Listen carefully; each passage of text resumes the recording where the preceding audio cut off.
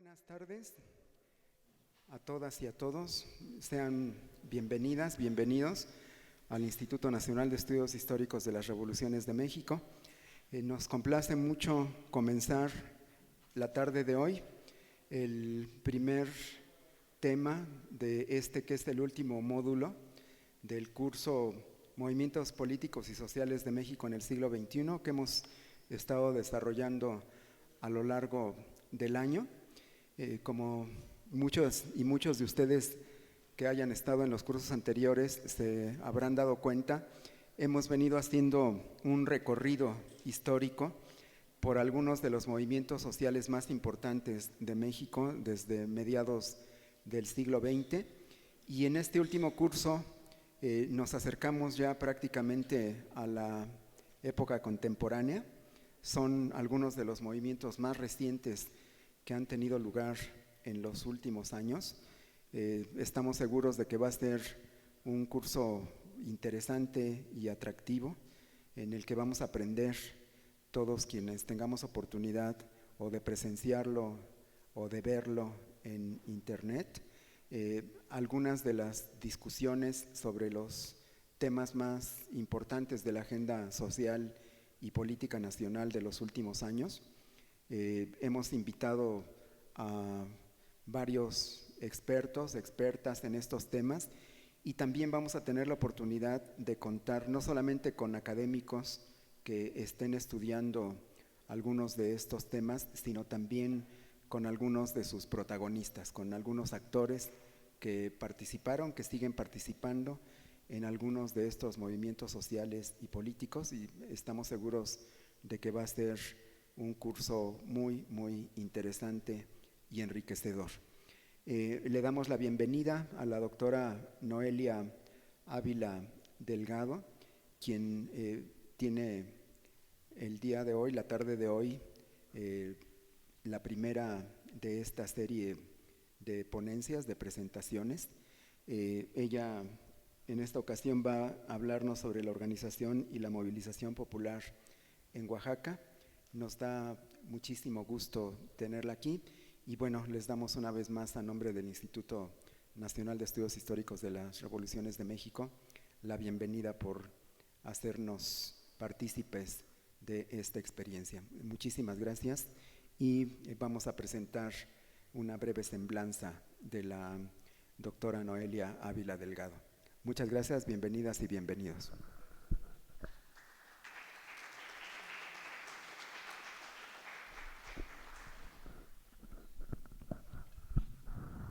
Bueno, como ya les comentó el doctor Felipe Ávila, tenemos el honor de contar aquí con la doctora Noelia Ávila. Ella es licenciada en Sociología por la Facultad de Ciencias Políticas y Sociales de la UNAM, maestra en Ciencias Sociales por el Instituto de Investigaciones Sociológicas de la Universidad Autónoma Benito Juárez de Oaxaca, y doctora en Ciencias Sociales con especialidad en Sociedad y Territorio por la UAM Unidad Xochimilco. Actualmente es profesora de la UAM Azcapotzalco y candidata investigadora nacional por el Sistema Nacional de Investigadores de CONACYT. Una de sus líneas de investigación son los movimientos de resistencia que han venido emergiendo en Oaxaca, Chiapas y Veracruz a raíz de la intensificación de diversos megaproyectos de carácter transnacional y extractivista. En este tema destaca su artículo Oaxaca 2006, el movimiento del APO y la militarización de la ciudad capital. Bueno, con ustedes la doctora Noelia Ávila. Gracias.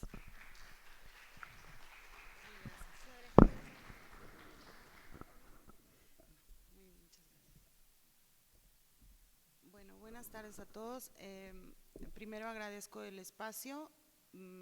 Muchas veces nosotros tenemos poco foro para exponer los resultados de nuestras investigaciones, entonces cualquier oportunidad se agradece mucho.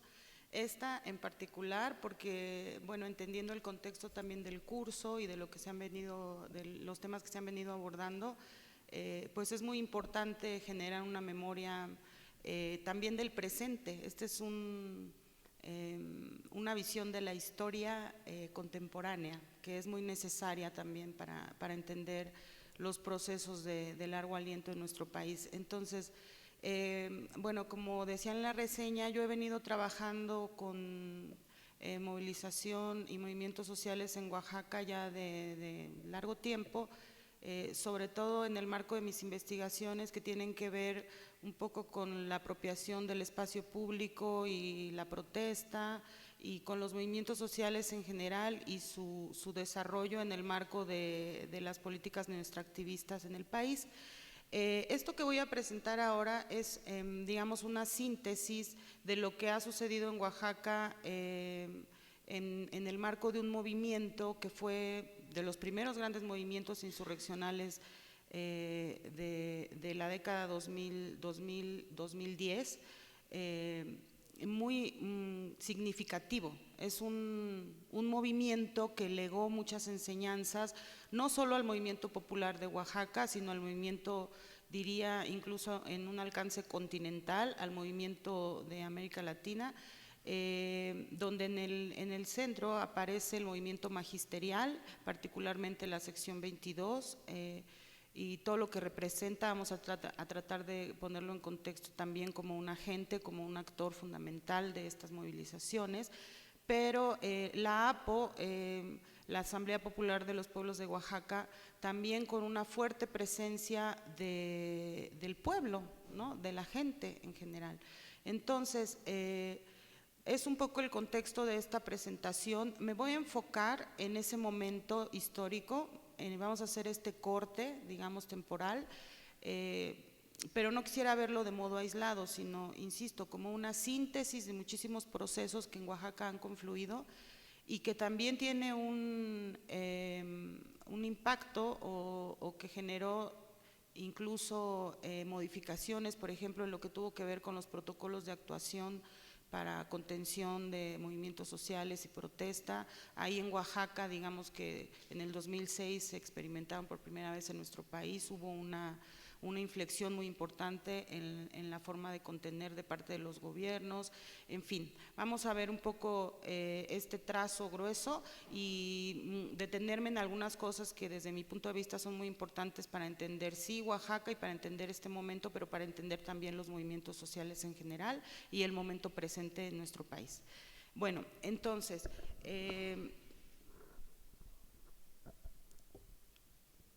voy a acompañar la presentación también con muchas imágenes porque creo que lo amerita. Toda la coyuntura nos da muchísima información gráfica de lo que pasó, entonces es importante.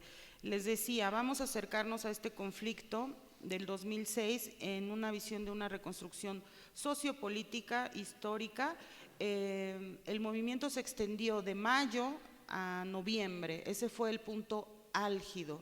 En mayo, ¿por qué? Porque tuvo que ver con estas jornadas históricas, jornadas de lucha anuales de la sección 22, ese fue, digamos, el catalizador, ¿no? Ahí comenzó a moverse todo, pero se extendió hasta el mes de noviembre, que se dio la intervención de la Policía Federal Preventiva y una represión generalizada, aunque, insisto, tuvo también secuelas, hasta el día de hoy se ven secuelas del movimiento de la APO. Nos vamos a detener, no sé si se alcanza a ver, creo que quedó ahí un poco chiquita la letra, pero hay acontecimientos en este tiempo, en este hilo temporal, hay acontecimientos que son muy importantes. El primero es la instalación del plantón y su respectivo desalojo, que fue, digamos, el punto de inflexión donde el movimiento se escaló a un grado mayor. La realización en este entorno de 7 megamarchas, y son megas, ¿no? O sea, el apelativo mega no es ahí un adorno, es que eran megas, realmente megas, era prácticamente toda la ciudad movilizada, la ciudad y la periferia, e incluso de los pueblos movilizándose, megas, porque había algunas de ellas que lograron hasta 1 millón de participantes en estas marchas. En este trazo de tiempo fueron 7 las que se contaron. La toma y la instalación de las sedes gubernamentales a partir de esta acción colectiva llamada Brigadas Móviles, que paralizó prácticamente la función pública de Oaxaca.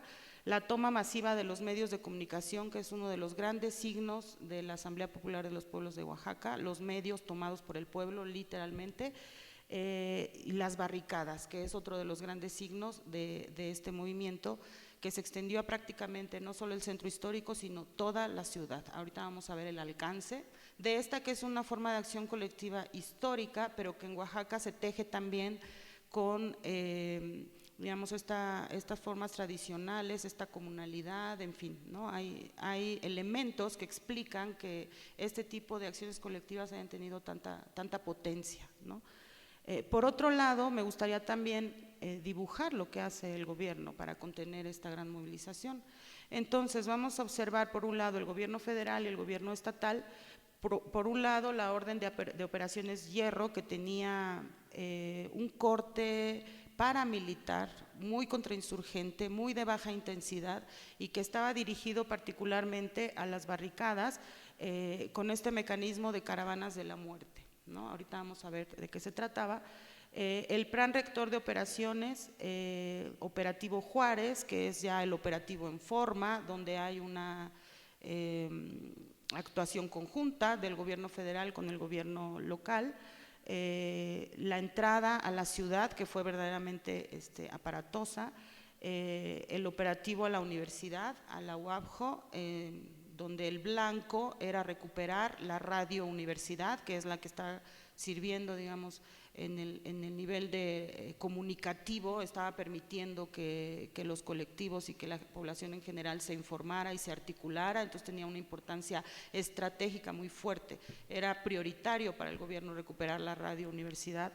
Y finalmente los acontecimientos que se desataron en la semana del 20 al 25 de noviembre, ya en lo que es el núcleo, el corazón de la movilización, que fue el centro histórico, y este operativo que fue pues evidentemente muy violento y que incluso hacía uso de los espacios históricos de la ciudad, como el Zócalo o el Parque El Llano, que fueron utilizados como centros de detención y tortura, ¿no?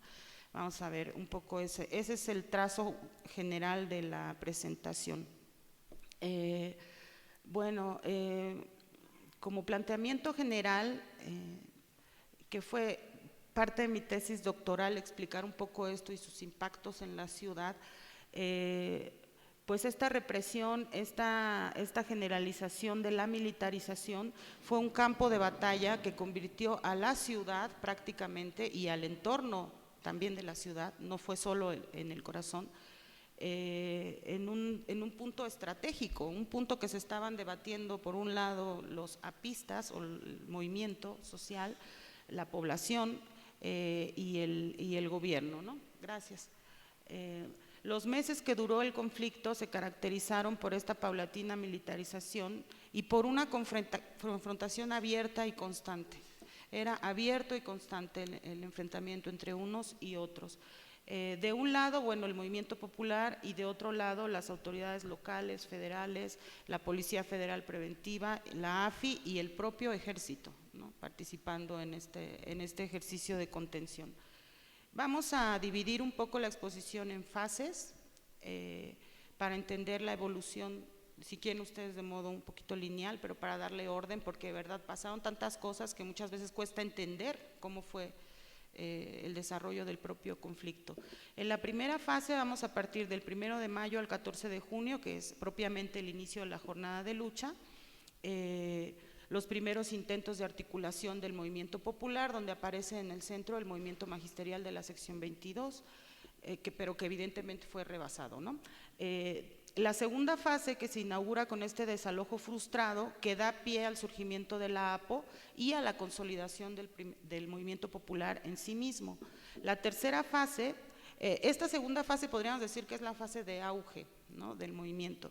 La tercera fase, del 10 de agosto al 27 de octubre, comienzan estas escaladas paramilitares de represión selectiva, pero del lado de la movilización también la emergencia de las barricadas, ya como la forma generalizada de movilización y de contención. Entonces, de un lado tenemos caravanas de la muerte, paramilitarización, y de otro lado tenemos barricadas generalizadas por toda la ciudad. Y finalmente la cuarta fase del 27 de octubre al 25 de noviembre, donde se da ya una ofensiva represiva abierta con estos operativos ya en forma, y la resistencia popular también pues escala. Todo esto resulta en una toma y militarización de la ciudad de Oaxaca. Entonces, en esta primera fase, decía, habría que poner en contexto que, bueno, el movimiento magisterial lleva desde 1980, que se conformó el Movimiento Democrático de Trabajadores de la Educación del Estado de Oaxaca, pues llevando jornadas de movilización cada año. La movilización de la sección 22 es histórica y tiene particularidades que se han, digamos, diseminado a otros movimientos. Es muy importante como actor, como agente. Ustedes saben que tiene también una particularidad muy interesante porque es un agente formal del sindicato, o sea, pertenece al sindicato con S, al Sindicato de Trabajadores de la Educación, pero al mismo tiempo pertenece a la CENTE, ¿no?, que es esta otra organización que aglutina a los trabajadores de la educación disidentes, ¿no?, y también su propio movimiento, que es este movimiento democrático de trabajadores de la educación. Entonces tiene una organicidad tripartita, digamos, participa de estas tres grandes agentes, y en cada uno tiene un protagonismo relevante. En la CENTE ustedes saben que junto con Guerrero y Michoacán es uno de los actores más importantes. En Oaxaca, en el marco de toda la movilización de las disidencias, etcétera, tiene un papel muy, muy importante, y tiene que ver también con que pues, los maestros forman parte de sus comunidades, conocen cuáles son las problemáticas, hacen mucho trabajo de base en las comunidades y están enterados, y además son muy participativos de las problemáticas. Entonces es muy común que alguna problemática en alguna comunidad, la gente lo primero que hace es ir a buscar al maestro de la comunidad para pedirle cómo le hacemos para esto, para aquello, ¿no? Entonces tiene una participación muy, muy, muy protagónica en la vida política de Oaxaca y también en el sistema educativo de Oaxaca, no solo en las comunidades, sino también en el sistema educativo. Son un agente, un actor central. Ellos de alguna manera han incidido en la política educativa, o sea, marcan las rutas, marcan las pautas. Se habla incluso de una colonización de la sección 22 del sistema educativo. Todo eso, digamos que culminó en el intento de la reforma educativa de quitar el poder no solo a la sección 22 en Oaxaca, sino en general al magisterio organizado, aglutinado en la CENTE. Y en fin, lo que quiero trazar aquí como importante es que no es cualquier agente, que es un agente con mucha fuerza organizativa, con mucho poder de convocatoria y con una historia muy, muy larga de organización. Estamos hablando que aquí ellos estaban cumpliendo era su jornada número 26, ¿no? Una jornada de lucha que buscaba, como todos los años, con un pliego petitorio. En aquel momento eran 17 demandas. ¿Sí se escucha? ¿Se escucha? ¿O grito? Bueno, eran 17 demandas donde teníamos también de manera importante, destacaba la rezonificación por vida cara y destacaba una serie de demandas que tenían que ver con derechos laborales de los profesores. O sea, no tenía nada de particular el pliego petitorio, ¿no? Era un pliego petitorio como los de cualquier año. ¿Qué sí cambiaba o qué condiciones sucedían en Oaxaca para que entonces este año estallara? Esas eran un poco las preguntas en el origen de mi investigación en un momento. Pues cambiaba que teníamos un PRI instalado a partir de un fraude rampante con Ulises Ruiz, y una serie de movilizaciones en torno a lo que en aquel momento se comenzaba a trazar como defensa de territorio, pero también este gobierno no se había ayudado mucho, digamos, porque entró con una mano dura fortísima, reprimiendo, asesinando líderes comunitarios.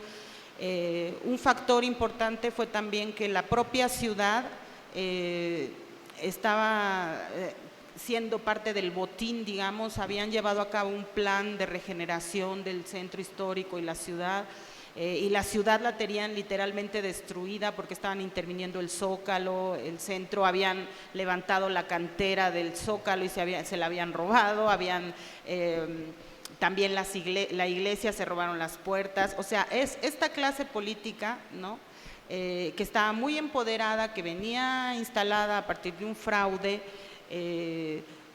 con una mano muy dura, muy amenazante, y con ese tipo de programas de regeneración urbana pues ya era la gota que derramaba el vaso, y los oaxaqueños estaban muy enojados, ¿no? Estaban muy enojados por todo esto que estaba pasando. Obviamente la injusticia endémica, la injusticia histórica también hace su parte en esta. Sabemos las condiciones del sur de México, Oaxaca, Chiapas, Veracruz. La desigualdad histórica es parte de la base de esta movilización que ya parece permanente, ¿no?, en estos estados. Bueno, entonces la jornada de lucha inicia con su plantón, con su pliego petitorio. El 22 de mayo, varias organizaciones instalaron el plantón junto con los maestros. Un plantón histórico en términos de la extensión, era grandísimo.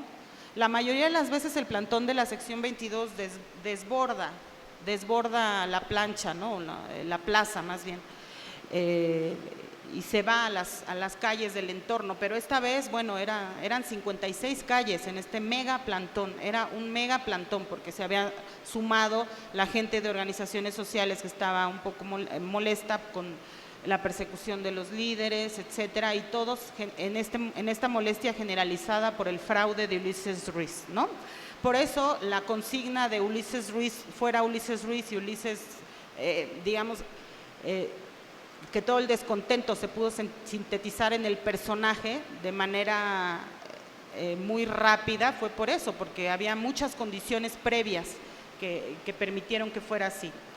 Entonces, en aquel momento participaban 40,000 docentes de las 7 regiones, que en realidad hoy son 8 regiones, y que en realidad hoy son 80,000 docentes, ¿no? Se duplicó el número de docentes y se agregó una región más a Oaxaca. Estos son los datos de ese momento. Aquí está el dato que les decía yo de las marchas, que inmediatamente tomaron como consigna el fuera Ulises Ruiz, contra el autoritarismo, en solidaridad con el magisterio. En la primera fase, además del plantón, pues fueron 2 grandes marchas, una el 2 de junio y otra el 7 del mismo mes. Y ahí se ve, ¿no?, cómo desbordaban las calles. En fin, eran había una convocatoria muy amplia. Este es un punto importante porque no se ve muy bien aquí, pero cada uno de los puntitos son los puntos de arribo y salida de la marcha. Y lo primero que hay que decir ahí es que el magisterio y el movimiento popular en Oaxaca, pero sobre todo el magisterio, tienen un poder, conocen muy bien, tienen una conciencia espacial muy interesante de la ciudad. Entonces utilizan los puntos de arribo y de salida de sus marchas de manera estratégica, con un carácter muy simbólico, como por ejemplo la Fuente de las 7 regiones o el propio Zócalo, pero también muy estratégico. Utilizan las principales avenidas, van a las principales entradas de la ciudad. También les interesa mucho, por ejemplo, ocupar la función pública, todo lo que sería el Palacio de Gobierno, en fin. O sea, las marchas para ellos, cualquier acción colectiva, pero las marchas para ellos tienen un carácter muy simbólico y muy estratégico que se traduce en una conciencia de su espacio urbano, lo conocen muy bien. Nosotros, así como una nota breve, tenemos una conciencia muy corta como movimiento social aquí en la ciudad. La mayoría hacemos marchas en los mismos lugares de siempre, ¿no? No salimos mucho de ese entorno. El movimiento de la APO hacía marchas en las colonias periféricas, se salía, del confort también de las grandes avenidas. En fin, es un movimiento que tiene mucho que enseñarnos en cuanto a la organización de este tipo de acciones colectivas. Por lo mismo, tienen puntos de arribo específicos. Estos son 4 de los más importantes, la Plaza de Zócalo, el Llano, son los lugares que aparecen ahí, y el mapita que está allá arriba, que se ve muy chiquito, nos habla del alcance, porque insisto, ellos van a sacar las marchas del centro. Tienen un poder, digamos, de articular su organización y de paralizar la ciudad. Por eso también la respuesta de los gobiernos es siempre muy fuerte, porque tienen ese poder de tomar los ritmos de reproducción de la ciudad, digamos, con estos bloqueos, con estas manifestaciones, ¿no? Estos serían los puntos de inicio. Entonces ustedes ven, el cuadrito del centro es el centro de la ciudad, y vean hacia afuera cuántos puntos más tienen ellos para iniciar y para concluir sus marchas. El puente de Viguera hacia afuera, tienen allá todo lo que es la concentración de la ciudad judicial, la ciudad administrativa. Esto es importante porque es un movimiento que se mueve muy bien, ¿no? Nosotros no hacemos conciencia de lo que significa movimiento, y movimiento es eso, pues moverse. Ellos se mueven muy bien en la geografía de su ciudad, salen de su ciudad. En esta lógica de generar un daño material posible, que es una lógica de una teoría de movimientos sociales, ¿no? Muchas veces necesitamos para voltear, para que a quien interpelamos, que puede ser el gobierno, etcétera, nos voltea a ver, es hasta que ve que hay algún interés de por medio, si no, no nos voltean a ver, ¿no? Entonces ellos utilizan muy bien esa lógica. Y también decía la lógica de la conciencia simbólica de los espacios que utilizan. Bueno, en esta primera fase fue muy importante y tuvo un papel estratégico la creación de la radio Plantón. Es una radio que nace impulsada por el magisterio. Esta sí era una radio en manos del magisterio, y estuvo transmitiendo pues prácticamente hasta el mes de agosto, que la quitaron, bueno, agredieron ahí las instalaciones y dejó de transmitir, y entonces le pasó la batuta a la Radio Universidad. Pero es un esfuerzo de esta necesidad de la dimensión comunicativa que tienen los movimientos, que en aquel momento no era tan común como ahora, ¿no? En aquel momento esto era un elemento muy innovador respecto a los movimientos sociales. El uso de las redes que comenzaba, de las redes sociales, pero también el utilizar medios propios para comunicar demandas, para dar cuenta de la evolución del movimiento. Entonces, es un elemento estratégico y por eso hay que señalarlo, ¿no? Bueno, en la segunda fase viene este intento fallido, con un desalojo muy torpe y muy violento, que aquí, digamos, estaba todavía en manos del gobierno local. O sea, aquí no había aparecido la fuerza todavía del gobierno federal, pero fue un intento de desalojo con un operativo de, además, mal planificado, digamos que no midió la fuerza que podría generar. No solo de los maestros, porque voy a pasar, así es como se daba un poco son las imágenes de este desalojo fallido, del plantón, y cómo quemaban un poco ahí las casas, de la participación generalizada. Aquí están las unidades que participaron: la Unidad Policial de Operaciones Especiales UPOE, la Unidad Canina, el Grupo de Operaciones Especiales, la PAVIC. Bueno, en fin, muy violento, una nube tremenda de gases lacrimógenos, balas de goma, granadas, en fin. Y en respuesta, pues la gente saliendo a las calles a defender un poco el espacio. ¿Qué es lo importante? ¿Qué fue lo interesante? Que este desalojo no se pudo consumar, y que lo único que hizo en la torpeza en aquel momento del gobierno de Ulises Ruiz fue hacer más fuerte al movimiento y, digamos, incitar el enojo que tenían ya acumulado, ¿no? ¿Qué hicieron entonces? Pues se conformó, se vino estas imágenes del magisterio,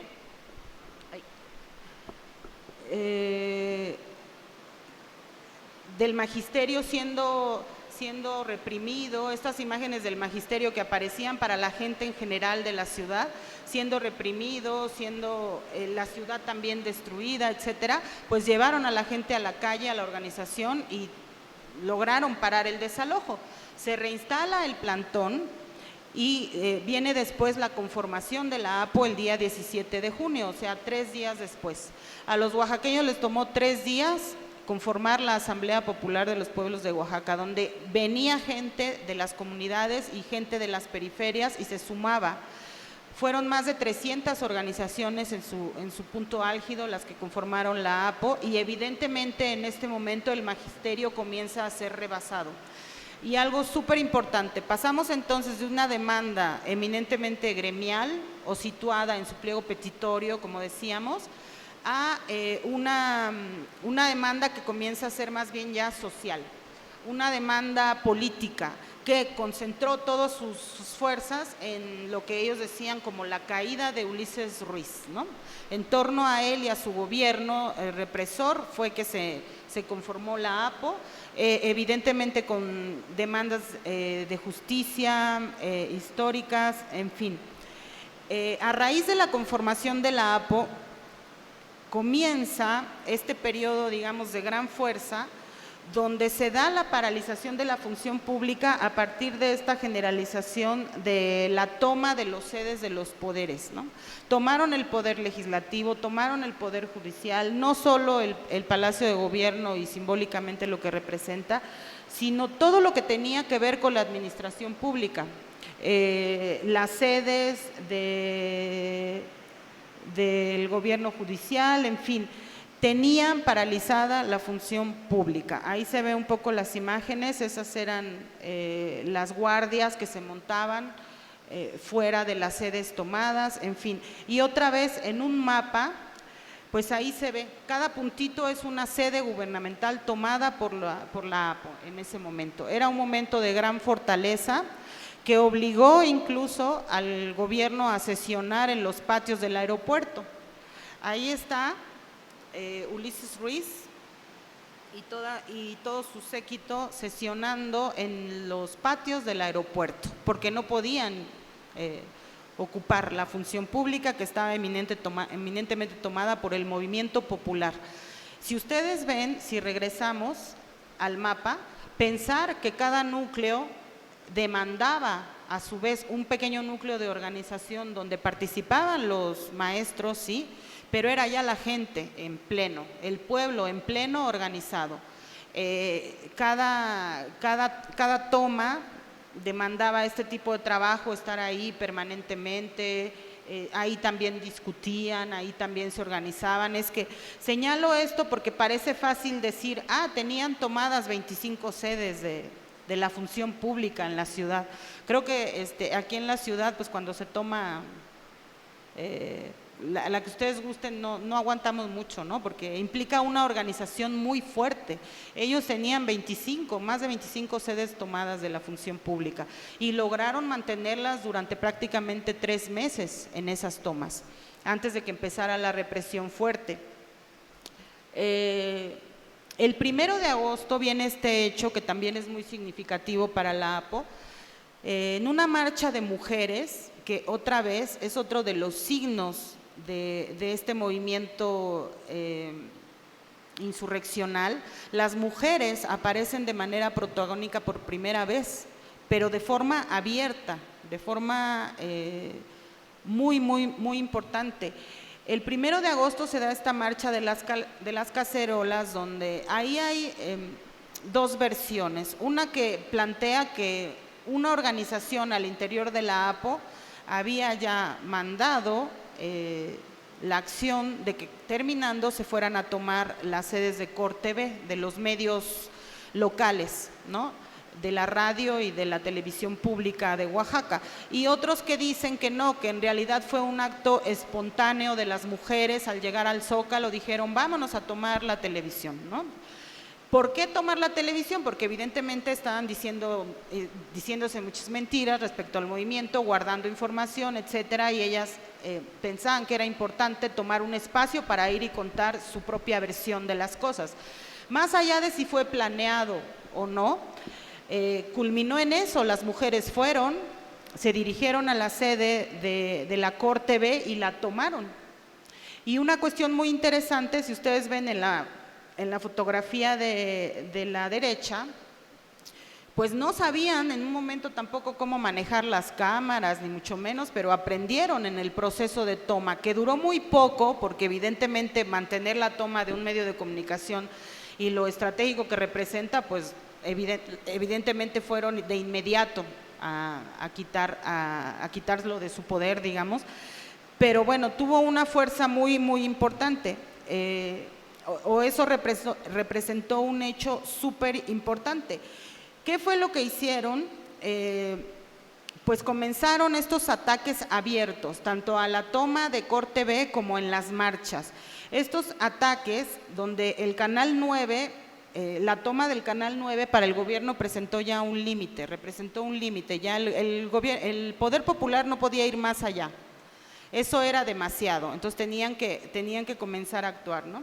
Entonces, en el marco de esta toma se da una marcha el 10 de agosto y comienzan estos ataques selectivos dentro de las marchas con francotiradores. Y el primero es José Jiménez Colmenares, ¿no? En una marcha, de pronto, alguien se da cuenta que hay francotiradores en las azoteas, avanzan y de pronto cae el primero.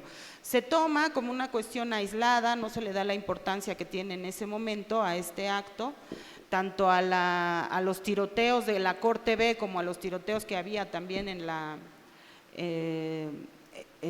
las marchas, pero ahí comenzaba a tejerse ya esta estrategia más de baja intensidad de parte del gobierno para contener la movilización. Llegamos así al 10 de agosto, donde comienza así esta represión selectiva, esta baja intensidad con las caravanas de la muerte. En las marchas, en los plantones, en esos pequeños grupos que les mostraba antes que tenían tomadas las sedes, comenzó a haber ataques indiscriminados, ¿no? La gente no sabía qué estaba pasando y se aparecían de pronto estos personajes que eran estas caravanas, camionetas, pues, ahora se sabe que eran policías vestidos de civil que disparaban, ¿no? Abiertamente, en las marchas, en los plantones, en las tomas de las sedes, en fin. Y eso tuvo como respuesta, bueno, estas todas son de estas balaceras, el ataque al Cerro del Fortín. ¿La respuesta cuál fue? La respuesta fue instalar barricadas en toda la ciudad para que no pasaran estas caravanas de la muerte. Y este es un signo muy importante porque otra vez hablar de barricadas es hablar de una organización de base muy, muy, muy fuerte, ¿no? Lograron ellos, esas eran, digamos, cómo se instalaban, ¿no? Las instalaban desde con costales, ponían también llantas, podían poner cualquier objeto que impidiera el paso de estas caravanas. Pero llegamos a este punto, que es súper importante. Si ustedes ven un poco es la geografía de toda la ciudad, no fue solo en el centro, la periferia estaba llena de barricadas, ¿no? Hay un estudio muy interesante de Héctor Ballesteros que hizo una especie de mapeo interactivo de cómo estaban funcionando esas barricadas y nos hablan en el punto más álgido de más de 500 barricadas, no solo en el centro sino también en la periferia. Y bueno, él señala, nunca antes en la historia contemporánea del país, en ninguna ciudad un entramado de barricadas había producido a una escala tan grande. Y no se había producido y no se ha producido, no se ha vuelto a repetir, ¿no? Este fenómeno. Obviamente en la base de una gran organización de los oaxaqueños. En este escenario comienzan los sobrevuelos, comienza a aparecer el gobierno federal. Ahí es donde comienza a aparecer el gobierno federal. Hay sobrevuelos del ejército, hay un intento con este plan Hierro de parar la movilización popular y culmina el 27 de octubre con un ataque generalizado que fue, digamos, orquestado. Ahora ya se sabe que fue toda una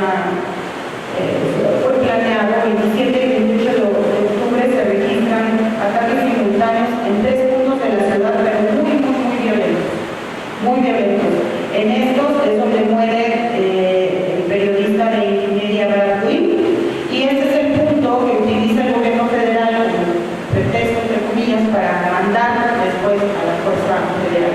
Si en Oaxaca las cosas ya están fuera de control, ha muerto un ciudadano estadounidense y el gobierno estadounidense le ha pedido que intervenga, y entonces interviene así. En el alcance, estas eran las sedes que estaban tratando de recuperar, ¿no? los puntos que estaban tratando de recuperar con estos ataques. Y si ustedes ven, aparece otra vez toda la geografía de la ciudad. Era un movimiento con mucha fuerza, muy extendido. Por eso, ¿dónde se quedó el magisterio? Ya se nos quedó, ¿no? O sea, era el pueblo ya, y era la base de la gente, con esta consigna contra Ulises Ruiz. Llegamos así a la cuarta fase, donde aparece ya el Plan Rector de Operaciones Operativo Juárez, que hasta hace poco tiempo supimos que así se llamó y que así se orquestó, porque esta era información que se había mantenido resguardada por parte del gobierno. Existe el informe de la Comisión de la Verdad, que fue quien sacó a la luz en 2010 toda esta información y la puso al alcance de las organizaciones de defensa de derechos humanos, en fin, y ahí es donde pudimos ya entrar un poco a entender cómo se llevó adelante el operativo, ¿no? Entonces, este operativo comienza el 29 de octubre, que marca también un antes y un después en el conflicto. Con la entrada de la PFP se da la ocupación masiva de las calles por parte de las fuerzas federales y el movimiento sigue aún muy activo. Entonces son los momentos más fuertes de mayor confrontación. Ahorita vamos a ver cómo evoluciona. Les voy a mostrar imágenes de la entrada y cómo la gente está tratando de contener este avance. Por las dos rutas de entrada más importantes, la norte y la sur, entró la PFP y de los dos lados había gente a tratar de evitar el avance de la fuerza. Después, este es más contemporáneo, lo pude reconstruir a partir de la información que salió en la CBO. Se supo que en realidad en este operativo mantuvieron 5 círculos de seguridad. Y por eso había gente que también tratando de huir la detenían, detuvieron gente en Puebla, por ejemplo el 25 de noviembre detenían gente en Puebla porque habían marcado este círculo de seguridad para llevar adelante el operativo, que va en una escala amplia del Estado a la ciudad, a la periferia y al centro histórico, ¿no? Habla de que las fuerzas policíacas siempre planean, ¿no? O planean en la medida de lo posible este tipo de operativos. Y bueno, aquí más imágenes de cómo había una resistencia pacífica con elementos muy simbólicos de parte de la gente para tratar de evitar el avance de la policía. Y bueno, estos eran otra vez los puntos estratégicos que debían recuperar. Y aparecen otra vez los que tenían tomados los zapistas, que era parte de la función pública, y el Zócalo. El Zócalo, que se convierte en el punto más conflictivo y que aparece como el primer punto a desalojar. Logran desalojarlo después de una batalla tremenda donde hubo muertos, en fin, y logran instalarse en una especie de cuartel. Luego de la entrada de la PFP, todos los mandos y comandos se instalaron ahí. Desde el punto de vista espacial y urbano, yo he dicho que eso solo es posible por la traza de la ciudad, porque es una ciudad que corresponde al modelo hipodámico que dicen de las rejillas, ¿no? Y por eso se pudo cerrar, que es nuestro mismo modelo. Cuando aquí hay represión, ese modelo funciona muy bien. Y cuando se pensó la ciudad, se pensó así para generar esta especie de fortificaciones, ¿no?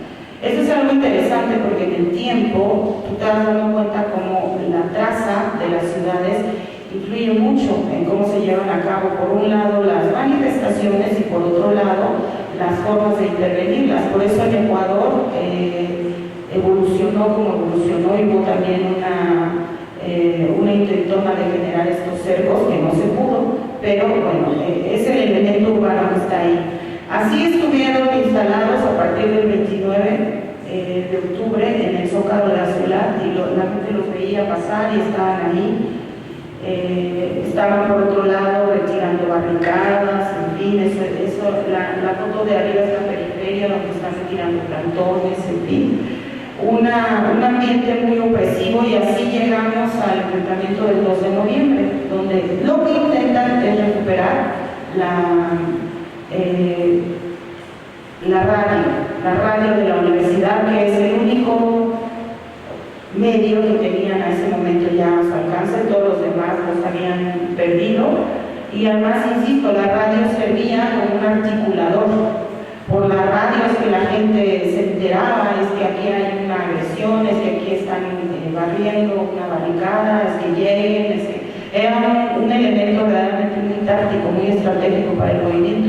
Por eso se convirtió en un punto de conflicto, que en aquel momento tampoco pudieron.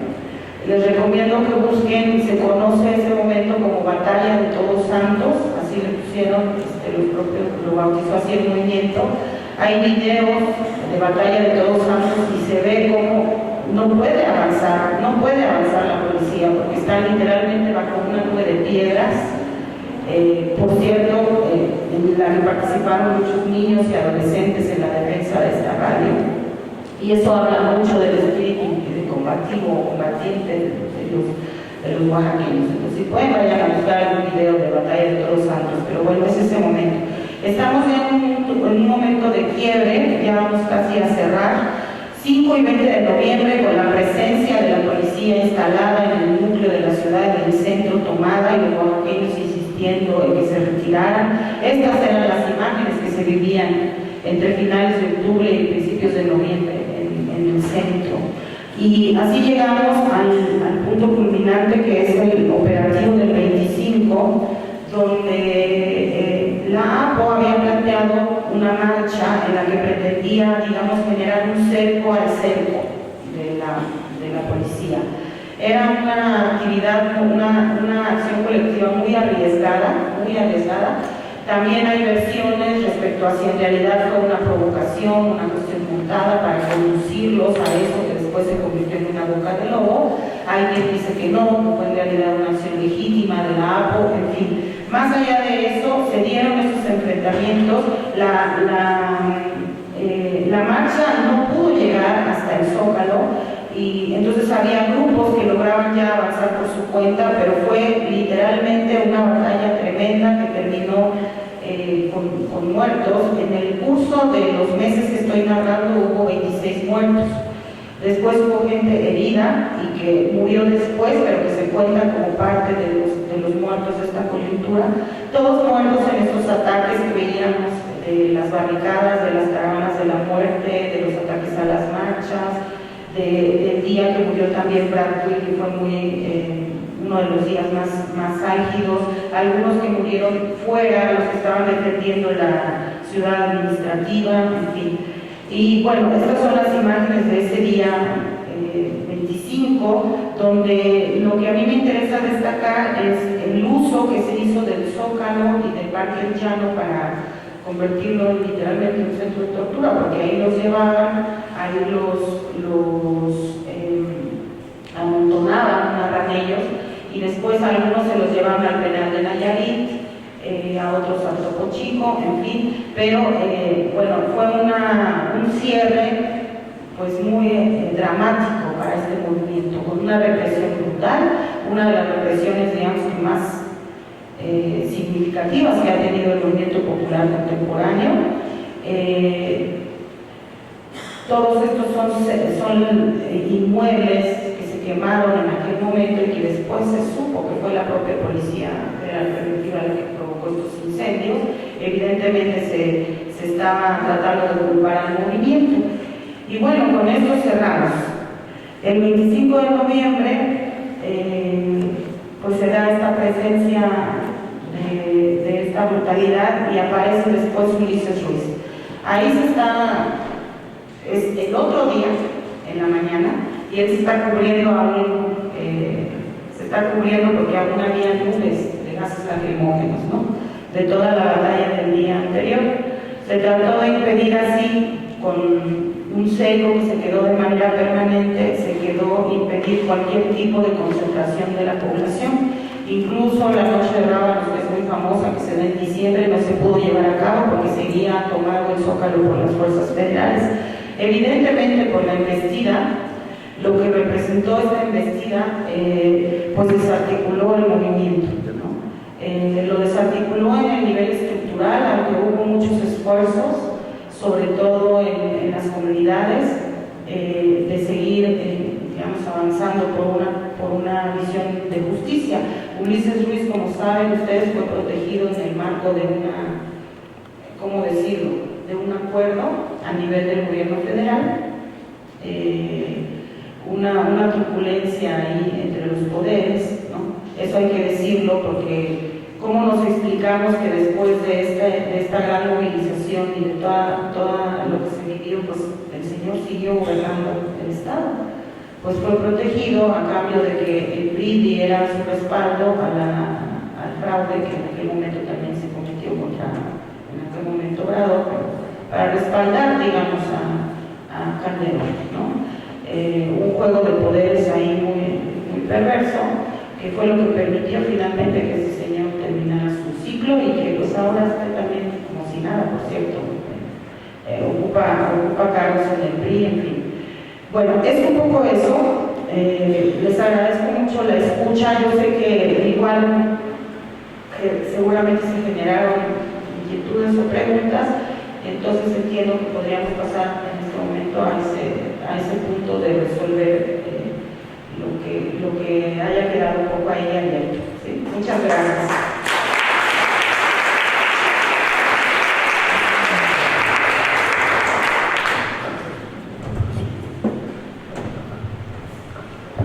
Bueno, agradecemos a la doctora Noelia Ávila su participación y en lo que ella lee sus preguntas, procedemos a los anuncios que tendremos de nuestras siguientes actividades. Mañana 23 de octubre concluye el conversatorio La Huelga Estudiantil de 1999 con el tema el CGH y el fin de la huelga. Contaremos con la participación de Adrián Sotelo Valencia, Ernesto Armada, Edna López y Mario Benítez. Los esperamos a las 12 del día. Y el jueves 24 de octubre continuamos con este módulo 4 con la participación del doctor Pierre Rossens, quien nos hablará sobre la organización y movilización popular en Guerrero. Los esperamos.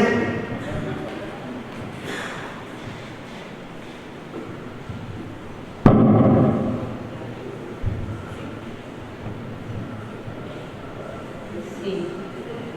Voy a empezar primero les agradezco mucho, insisto, la escucha y las inquietudes que son muy interesantes. ¿Cuándo y cómo se formó la APO y a quién representa?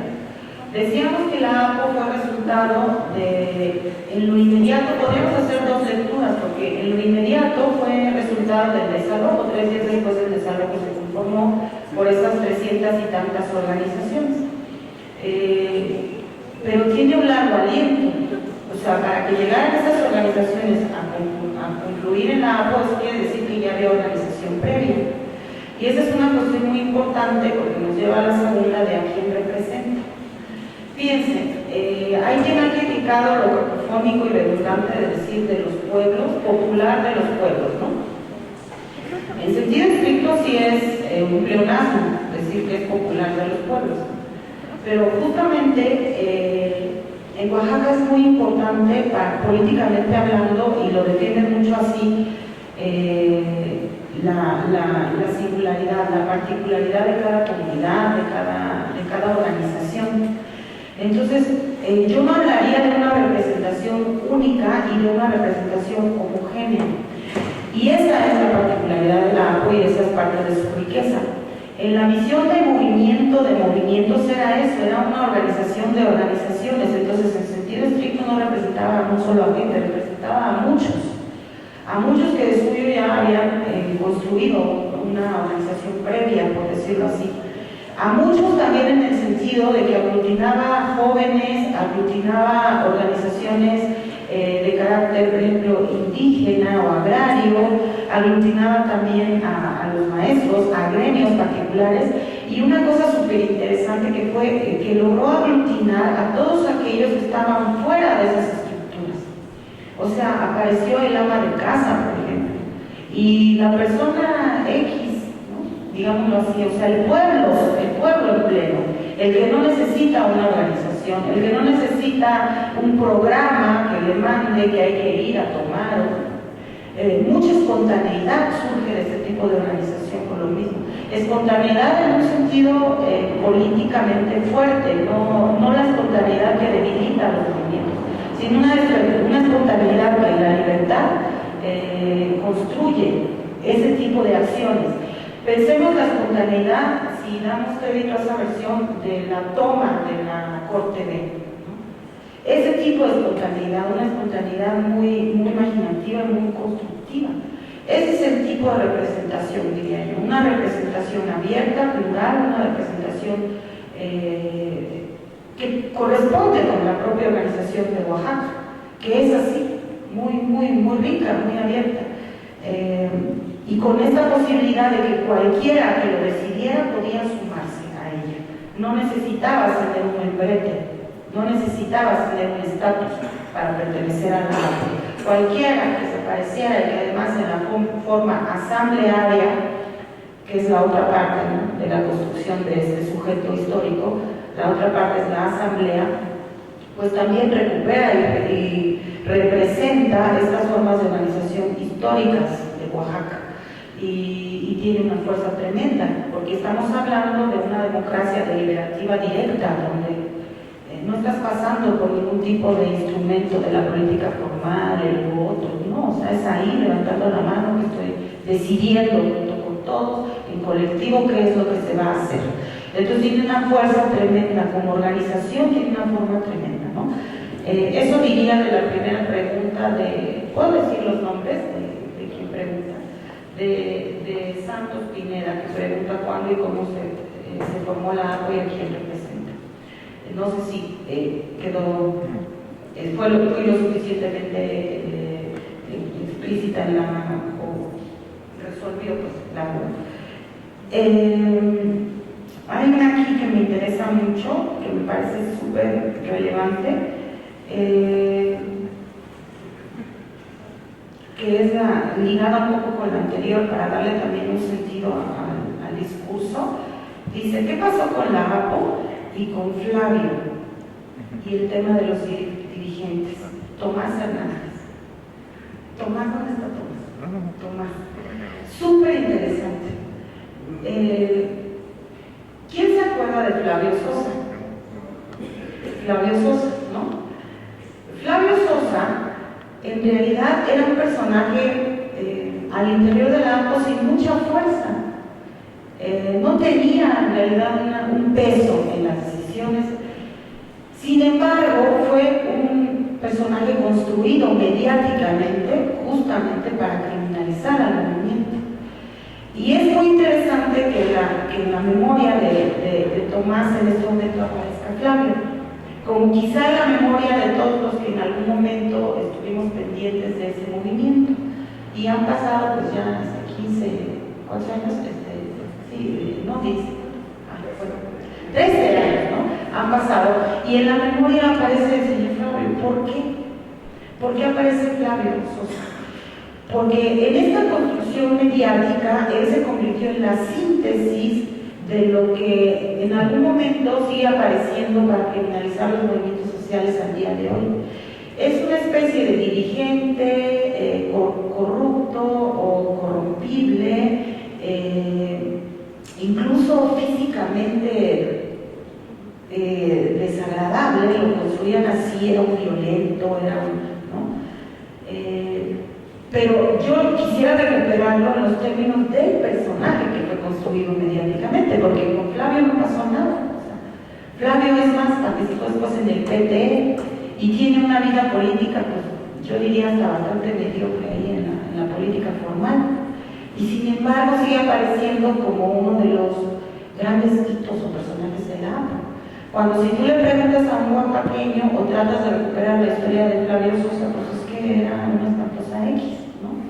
Pero su relevancia es esa, la del personaje construido mediáticamente para criminalizar al movimiento. Y en ese sentido, pues fue muy eficaz. Mal para él, porque el personaje no le ayudó. El personaje pues, lo llevó hasta estar en prisión, ¿no? Porque también lo tomaron preso a él, como parte de él.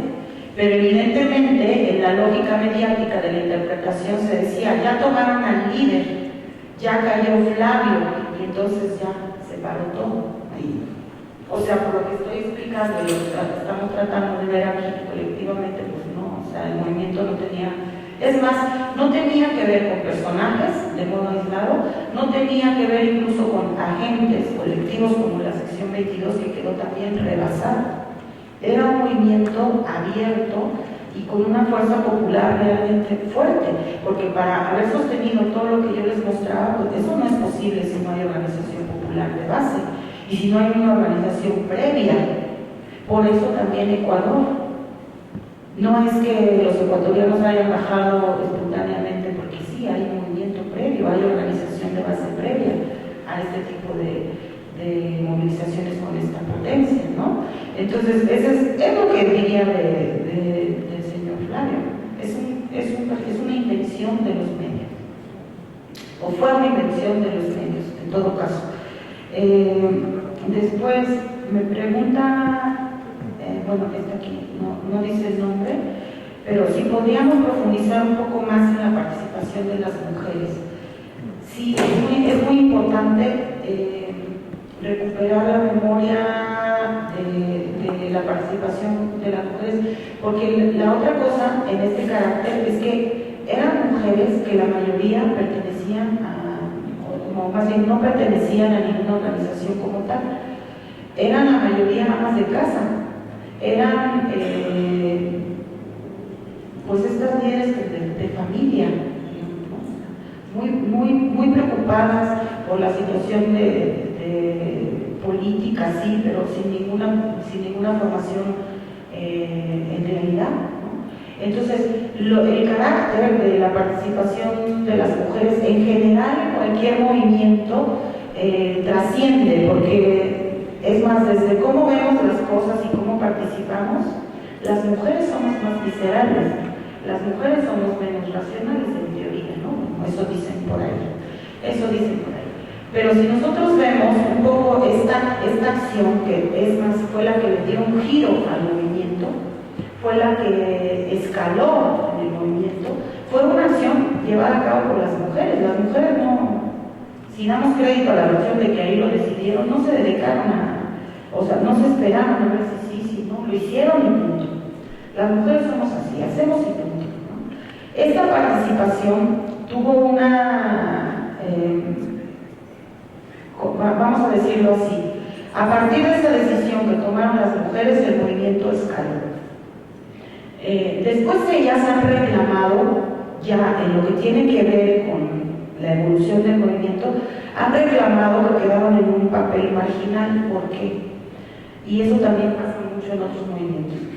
Cuando hay una actividad como un plantón o una toma que demanda la permanencia física por días, participamos las mujeres, pero participamos para reproducir las mismas actividades del lugar. Entonces, son las mujeres las que estaban ahí haciendo la comida, eran las mujeres las que estaban ahí sirviéndole a los hombres, ¿no?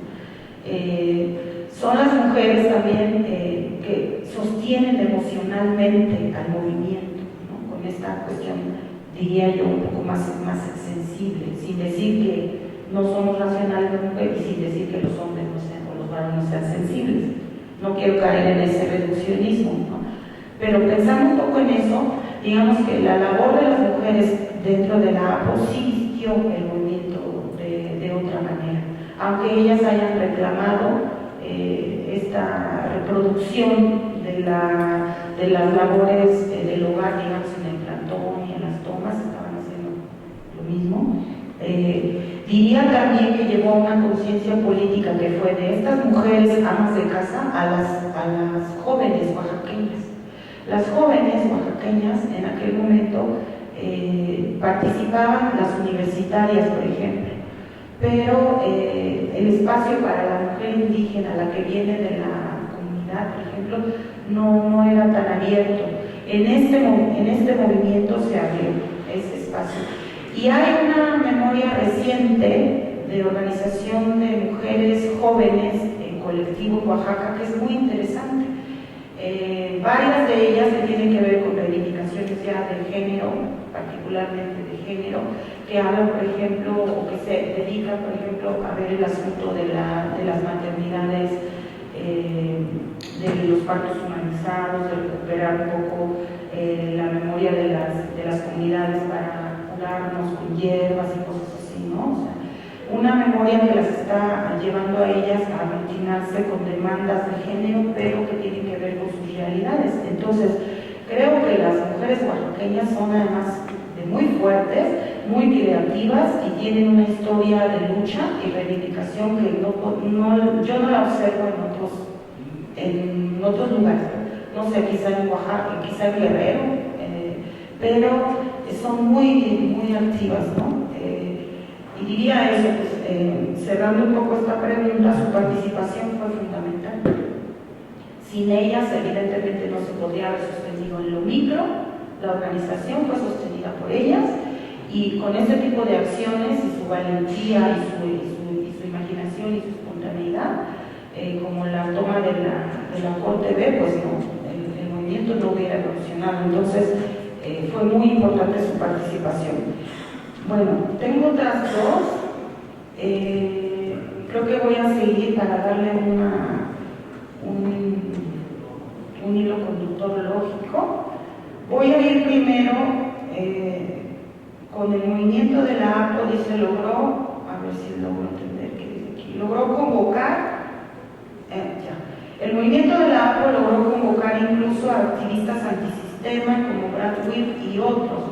¿Qué opinas de esto o de los otros activistas? ¿Quiénes como Giri Chacola, sí? Han muerto también en una caravana a Copala. Y aquí estamos en otro momento, en 2010. Y la última va a ser la de las denuncias y torturas a derechos humanos. Miren, la primera cuestión de Brad Whip. Diría que en aquel momento los movimientos en general estaban abiertos por esta inflexión que se dio a partir de las redes sociales, del boom de las redes sociales digitales. A esas redes sociales hay que ponerle su apellido, porque nosotros decimos tus redes sociales hacemos siempre, pero estoy hablando de las redes sociales digitales, o sea, de las que tenían que ver con el uso del internet para proyectar los movimientos y también como una herramienta para articular la organización. Brad Whip forma parte como tal de una juventud heredera de Seattle del 99, de estos movimientos anti-globalización o globalifóbicos les llamaban, o de estos movimientos que estaban poniendo sobre la mesa la necesidad de cuestionar el avance del neoliberalismo a nivel global, pero también en los países de las periferias, digamos, ¿no?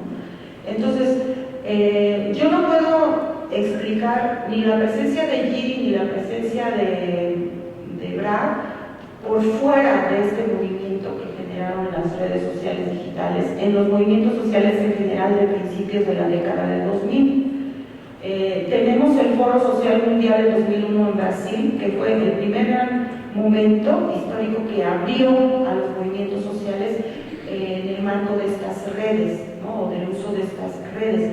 Además, Brad Whip pertenecía a Indie Media, que son estos movimientos, estos organizaciones que se generan para contrarrestar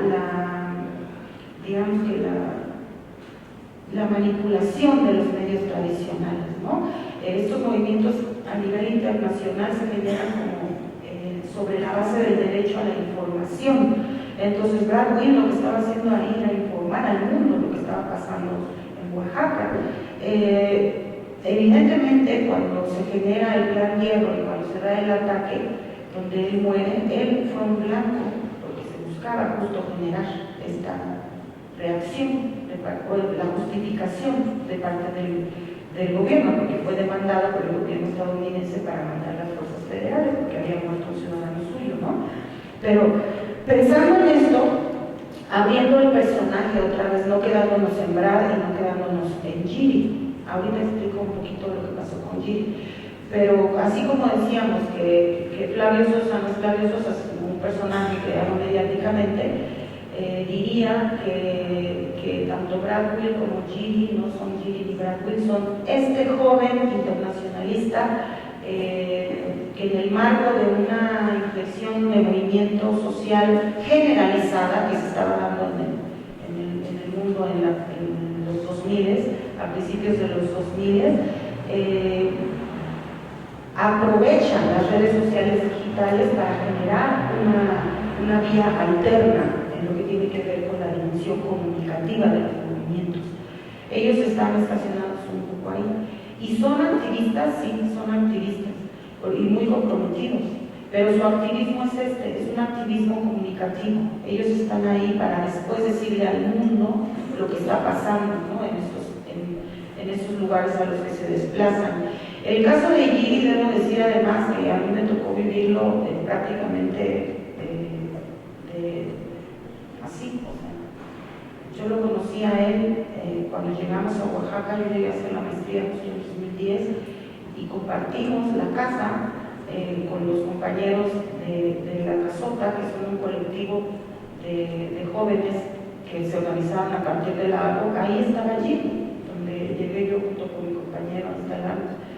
Y Giri era un joven muy comprometido. Cuando se dio lo de la caravana tenía una intención de ir a parar los ataques paramilitares de la Ubisoft en Copala. Y no sé, no quisiera extenderme mucho en eso porque el asunto de Copala es también muy complejo. En Copala el principal problema es que se decretó una autonomía que no se construyó. Ajá. Y tienen encima un paramilitarismo muy férreo que justamente no permite avances para que ellos puedan, su autonomía que la declararon, porque ellos salieron un día a decir somos municipio autónomo, no tenía posibilidades ni no tiene una base, porque ahora se sabe que geográficamente hablando es un espacio muy estratégico para la minería, etc. En fin, el asunto con Giri es que si ustedes lo quieren ver como una cuestión pues muy incidental, que él haya estado ahí en esa caravana que se organizó y que a nivel de derechos humanos generó y desató todo un debate contra el gobierno mexicano. El gobierno mexicano es el día de hoy que no ha dado respuesta. Sus padres han venido varias veces, él era de Finlandia, a demandarle al gobierno que haga justicia. Evidentemente no se va a hacer justicia porque fue un ataque paramilitar abierto, donde bueno, él además estaba con Betty Cariño, que fue la otra persona que murió, y pues, desafortunadamente en este ataque murieron ambos, ¿no? El cerco paramilitar no se rompió, siguió Copala, sigue en una situación muy complicada en esta geopolítica. Es un municipio, digamos, con muchos conflictos históricos, pero que en este momento aparece aún más conflictivo porque hay una disputa por las minerías, etc., ¿no? Entonces, bueno, cerrando esta pregunta diría los jóvenes que en aquel momento, en la primera década del 2000 al 2010, estaban moviendo por el mundo en estas redes comunicativas que abrió el uso o la apropiación de las redes sociodigitales, lo siguen haciendo, lo siguen haciendo. Hay muchos Giris y muchos Brads en Chiapas, en Oaxaca, en Guerrero, en todo el mundo. Tiene mucho que ver también con el carácter del zapatismo. Cuando se abren estos encuentros intergalácticos, ahí llegan también muchos de estos jóvenes, ¿no? En fin, es un tema complicado, pero yo, como opinión personal, no digo ni bueno ni malo, no es una cuestión moral. Creo que políticamente hablando es muy necesaria su presencia. Y de hecho, pues desgraciadamente, por ejemplo, para el caso de Giri, a raíz de su muerte es que se hacen visibles los problemas, ¿no? Personalmente hablando diría, pues son valientes, porque tampoco tendrían por qué estar aquí, ¿no? Y muchos de ellos aquí están, de estos jóvenes como Bradwell y como Gili. Bueno, y la última, que es de David Plata. Hubo denuncias por tortura y otras violaciones a derechos humanos ante las instancias nacionales e internacionales por los hechos represivos ocurridos en Oaxaca. ¿Y qué resultados tuvieron? Pues desgraciadamente el resultado, ustedes saben cuál es, la pura impunidad. Hubo denuncias muchísimas. Llegó a la Corte Interamericana, aquí mismo hubo una, entre 2007 y 2009, hubo una declaración de la Corte que pues, dio a favor del movimiento, digamos. Porque pues, sí, el gobierno actuó de forma extrema contra el movimiento popular. Se documentaron muchos de los casos, porque no fue solo en este momento que yo les mostré, ¿no? En el momento de los enfrentamientos, etc. Sino siguió el hecho de que muchos de los papistas que fueron tomados presos el día 25 los mandaron a Nayarit, por ejemplo, ¿no? Esa es una acción violatoria de sus derechos, porque los están aislando, la familia no los podía visitar.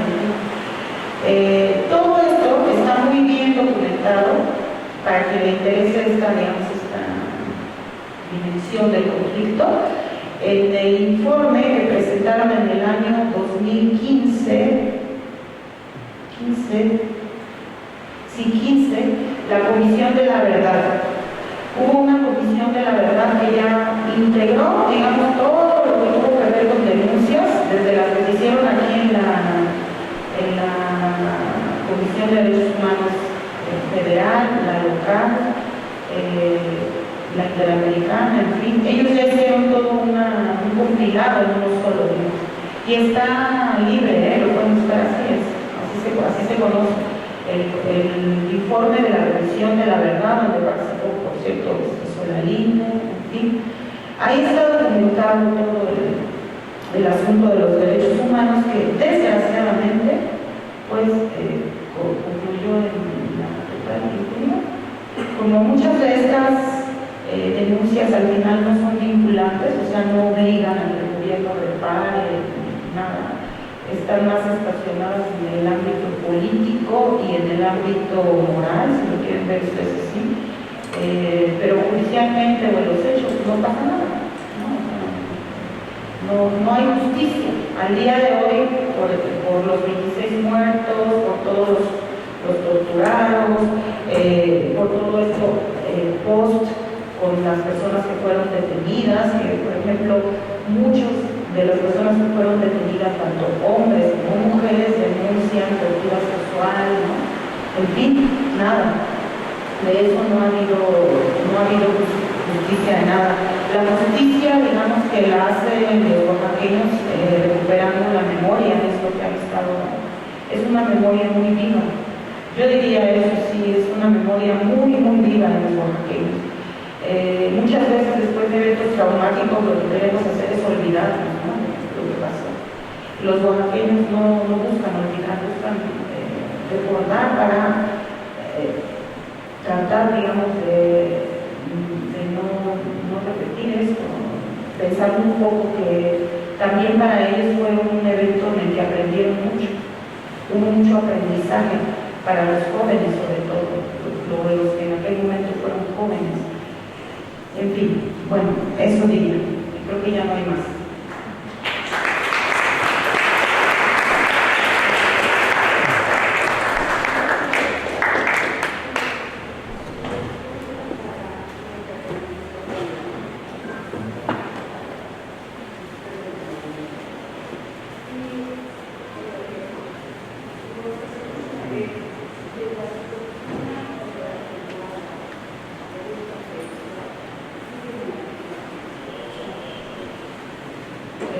La mayoría de las personas que fueron tomadas presas no pasó un año y las liberaron, la mayoría. ¿Cuál era la otra? ¿Qué pasó con la agua? Esto otra vez es muy complejo explicar. Evidentemente, después de una represión tan fuerte como la que vivieron, diría que la APO se diseminó en sus partes, como decíamos hace rato, ¿no?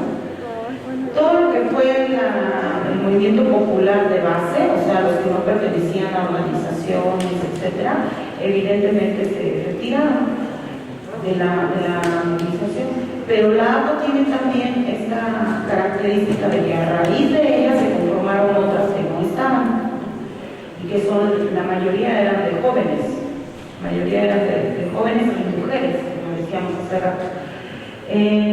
La APO llegó en un punto en el que cada organización que existía previamente se fue, digamos, por su lado, y ha reaparecido, hay intentos de rehacer la APO, pero si pensamos que muchas veces los movimientos también dependen de las condiciones históricas en las que se generan, pues en este momento, o en los momentos que se ha querido revivir la APO, por decirlo de algún modo, pues no ha habido condiciones para que eso suceda. Se ha convertido más en un referente. La APO, yo insistiría que sigue viva en la memoria de los oaxaqueños, pero como un referente para la movilización. Como tal, pues evidentemente ya no existe, ¿no? O sea, cada organización está por su lado, y lo que sí existe en este momento en Oaxaca es una organización muy fuerte, pero en torno a lo que tiene que ver con la defensa de la tierra y el territorio. O sea, todos los movimientos contra la minería, contra las hidroeléctricas, las eólicas, el minerismo, todo lo que tiene que ver con el tren transístico, los eólicos, en fin, ¿no? Y la sección 22, que sigue ahí haciendo su labor, ¿no? Moviéndose como siempre, con una labor ahí un poco ambigua con el nuevo gobierno, no se sabe bien cómo están moviéndose ahorita el magisterio general y la sección 22. Pero pues eso es un estado en el que si quieren encontrar una base de movimiento permanente, allá pasa todo, ¿sí? Se mueve todo allá todo el tiempo. Creo que ya está.